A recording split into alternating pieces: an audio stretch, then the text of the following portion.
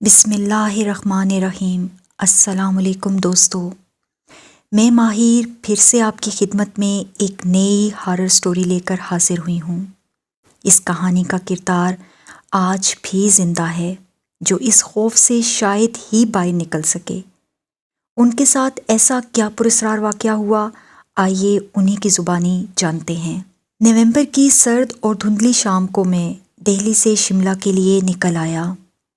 یہ سفر by road 7 گھنٹے 18 منٹ کا تھا۔ اتنے طویل سفر کا سوچ کر ہی مجھ پر وحشت طاری ہو جاتی، مگر میں جانتا تھا کہ شملہ میں میری خوبصورت سی بیوی میرے آنے کی منتظر ہوگی، کیونکہ وہ مکلاوے کی رسم کے تحت شادی کے 7ویں دن میکے چلی گئی تھی اور اب میں اسے لینے جا رہا تھا۔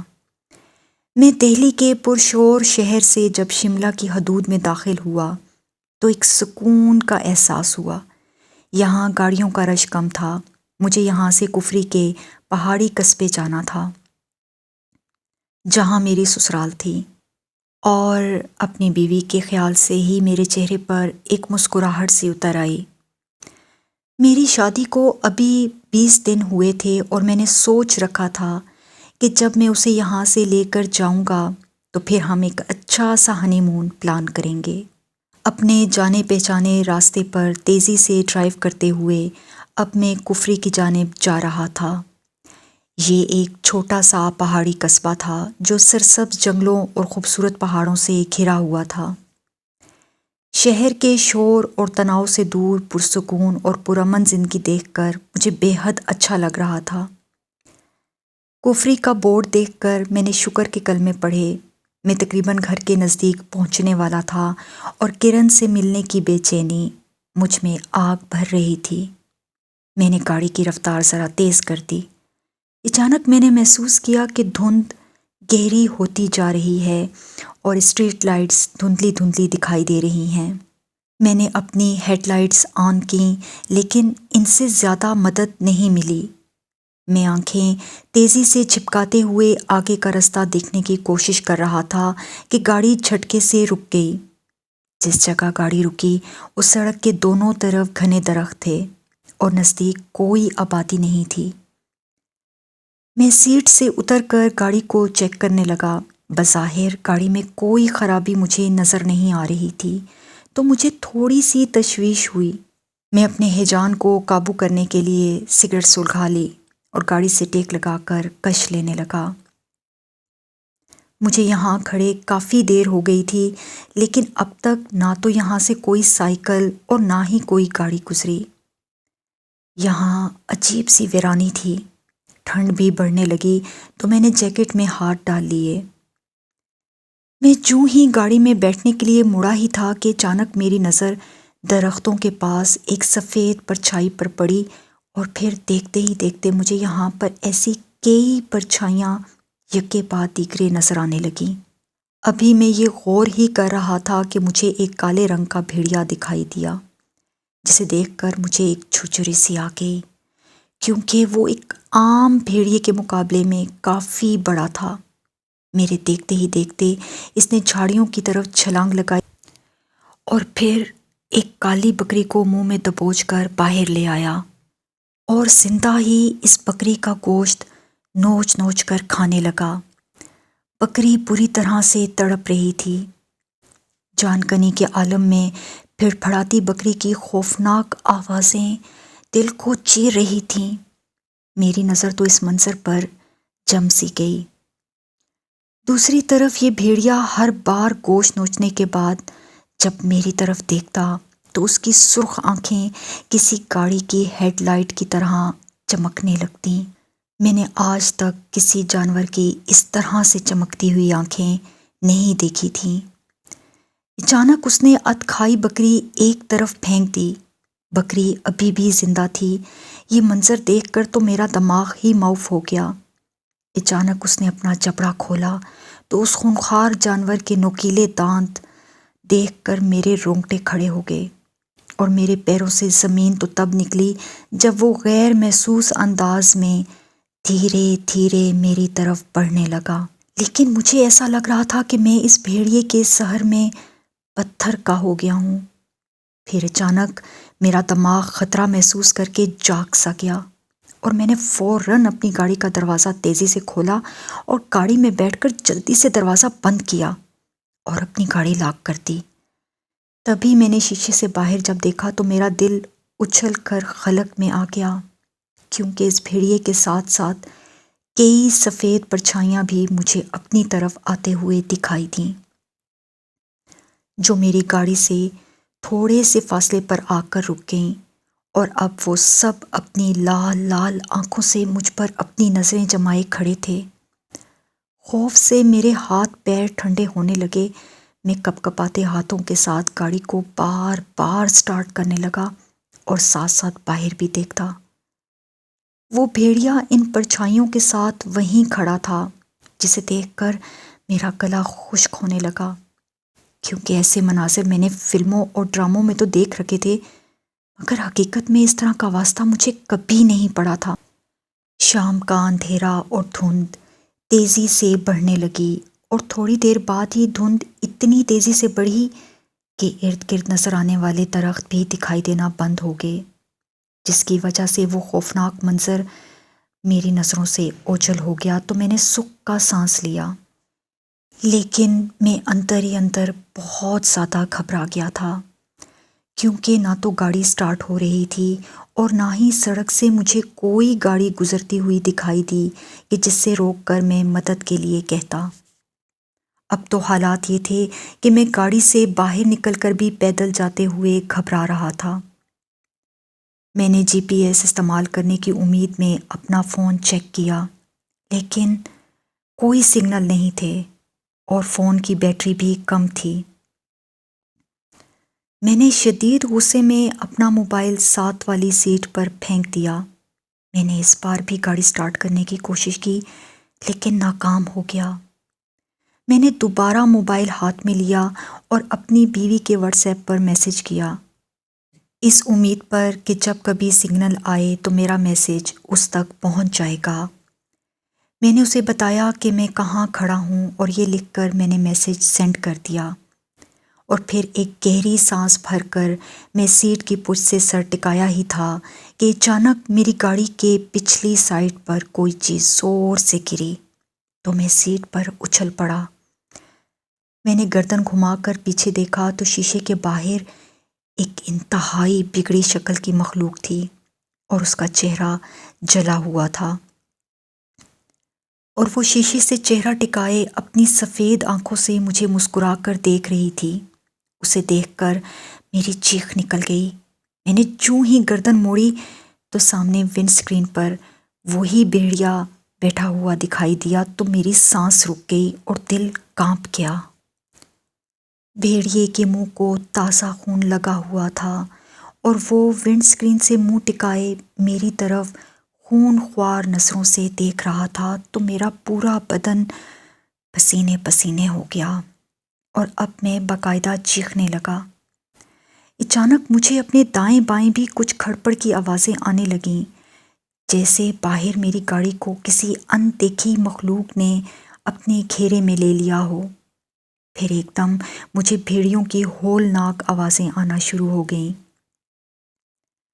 اس دھند اور تاریکی میں اپنی گاڑی کو ایسی خوفناک مخلوق کے شکنجے میں دیکھ کر مجھے اپنی بے بسی پر رونا آنے لگا اور اپنے پیاروں کی شکلیں میری آنکھوں کے سامنے گھومنے لگیں۔ خدا جانے میں ان کو دوبارہ دیکھ بھی سکوں گا یا نہیں۔ میں ونڈ اسکرین کو دیکھنے سے مسلسل گریز کرتے ہوئے سوچ رہا تھا کہ اچانک مجھے اپنی ڈرائیونگ سیٹ والی ونڈو پر ایک ہاتھ نظر آیا جو شیشے پر آہستہ آہستہ دستک دے رہا تھا۔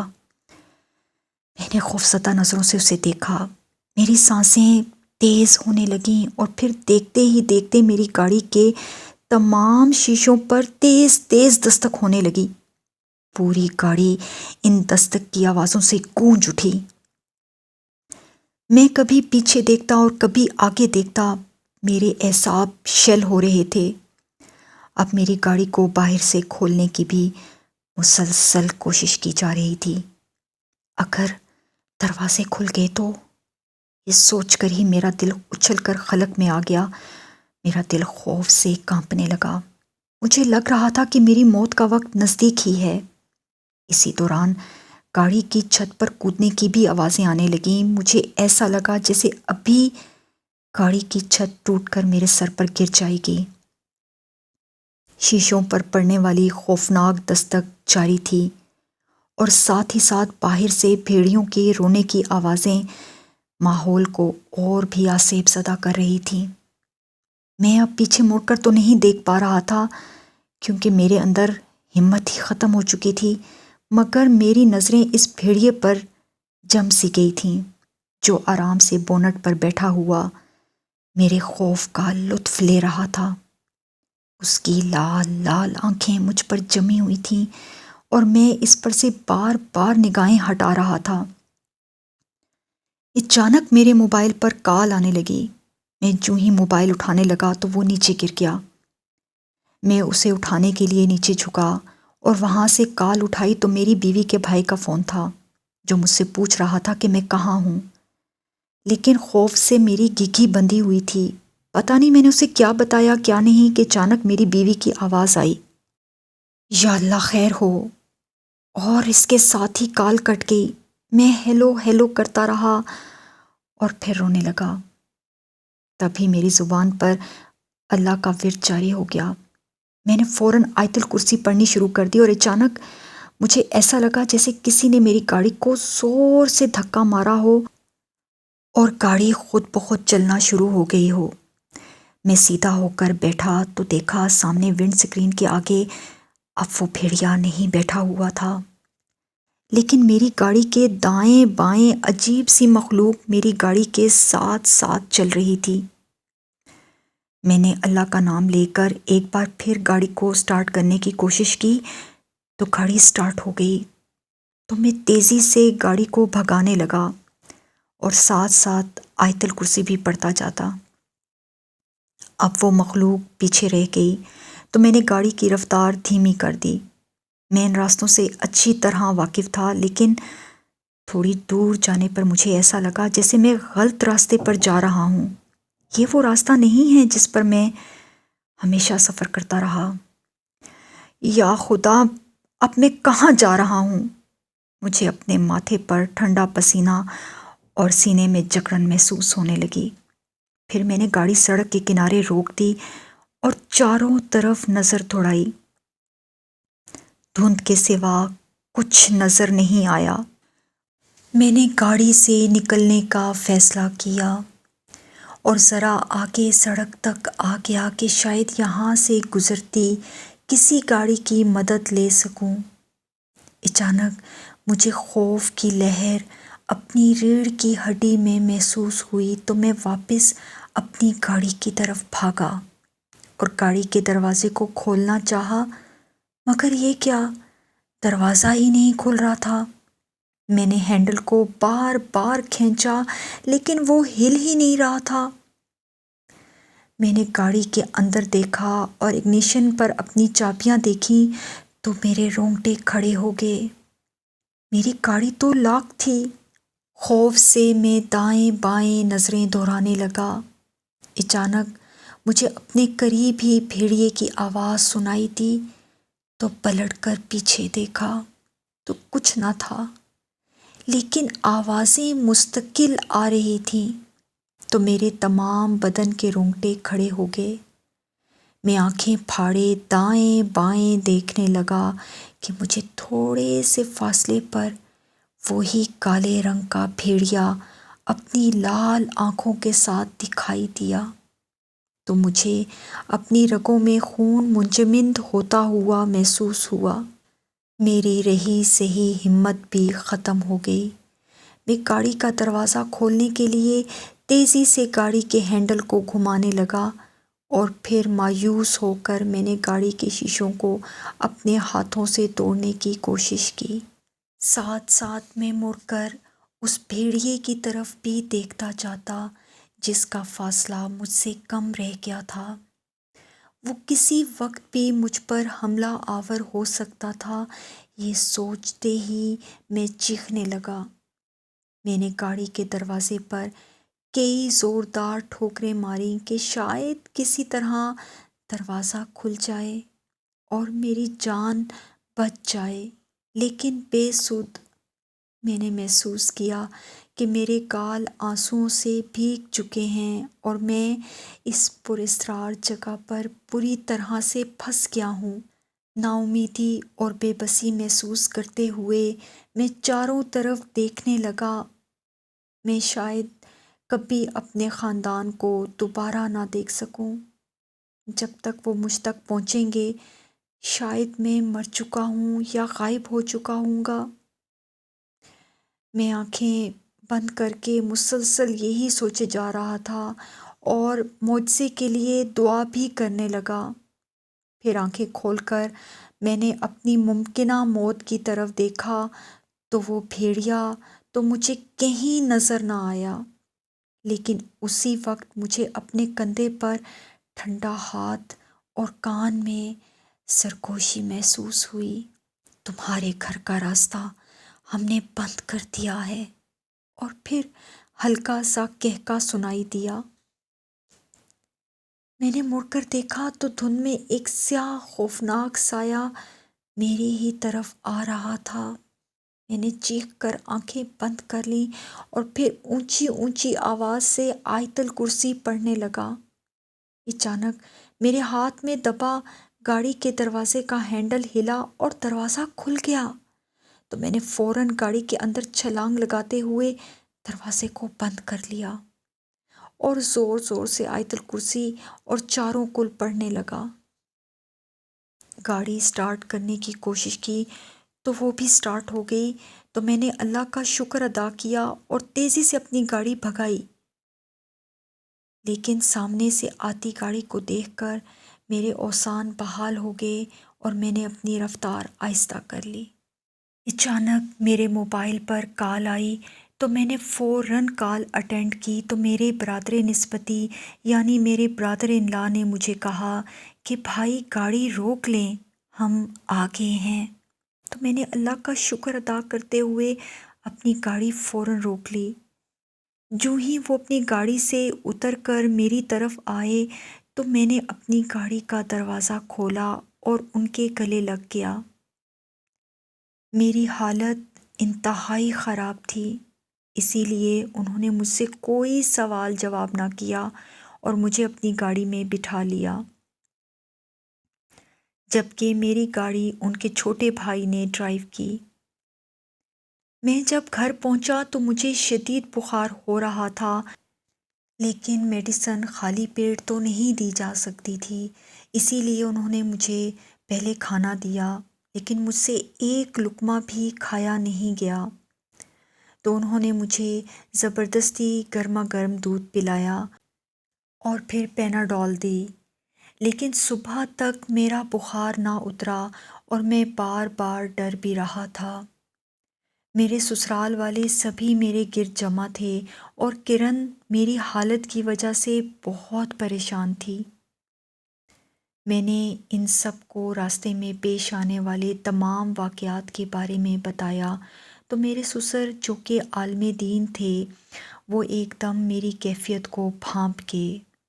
پھر انہوں نے مجھ پر پڑھائی کرنی شروع کر دی اور آب زمزم کے پانی پر پھونک مار کر مجھے پانی پلایا تو مجھے ایسے لگا جیسے میرے اندر لگی ہوئی آگ بجھ گئی ہو اور سکون آ گیا ہو۔ میں جتنے دن وہاں رہا وہ مجھ پر اللہ کا کلام پڑھ کر پھونکتے رہے۔ میرا ڈر تو کافی حد تک ختم ہو چکا تھا اور اب میں خود کو کافی بہتر محسوس کر رہا تھا۔ میں نے کرن کو لے کر واپسی کا ارادہ باندھا، لیکن اس راستے کے خوف نے مجھے پھر سے اپنی گرفت میں لے لیا تو میرے سسر نے اپنے بڑے بیٹے سے کہا کہ وہ ہمیں گھر تک چھوڑ آئیں۔ میں جوں ہی گاڑی میں بیٹھا تو مجھے ایک چپ سی لگ گئی، اور جب عین اسی جگہ سے ہم گزرے تو مجھے ایسا محسوس ہوا جیسے وہ بھیڑیا مجھے اپنی خون خوار نظروں سے گھور رہا ہو۔ میری حالت کو دیکھتے ہوئے کرن نے اونچی اونچی آواز میں سورہ بقرہ کی تلاوت شروع کر دی۔ تو مجھے لگا جیسے ایک دم سے میں تمام خوف سے آزاد ہو گیا ہوں۔ یہ میری زندگی کا انتہائی خوفناک سفر تھا، جسے میں شاید مر کر بھی نہیں بھول سکتا۔ تو یہ تھی آج کی خوفناک سچی آپ بیتی۔ امید کرتی ہوں کہ یہ سنسنی خیز خوفناک کہانی آپ کو پسند آئی ہوگی۔ کمنٹ سیکشن میں اپنی رائے سے آغاز ضرور کیا کریں، کیونکہ آپ کی رائے مجھے بہت قیمتی لگتی ہے۔ اگر ہماری کہانیاں آپ کو پسند آتی ہیں تو ہمارے چینل ہارر سٹوری ود ماہر کو لائک اینڈ سبسکرائب کرنا مت بھولیے گا۔ ملتے ہیں پھر ایسی مزید سچی کہانیوں کے ساتھ۔ اللہ حافظ۔